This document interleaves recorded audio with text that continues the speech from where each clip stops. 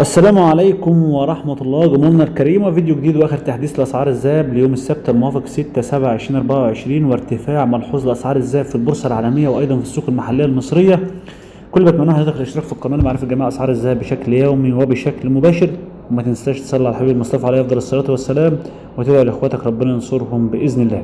أما بالنسبة للأسعار في البورصة العالمية فوصلت أونصة الذهب إلى 2390 دولار، بينما جاءت الأسعار في السوق المحلية الجنيه الذهب 25800 جنيه، عيار 14 2137 جنيه، عيار 18 2747 جنيه، عيار 21 3225 جنيه، عيار 24 3665 جنيه.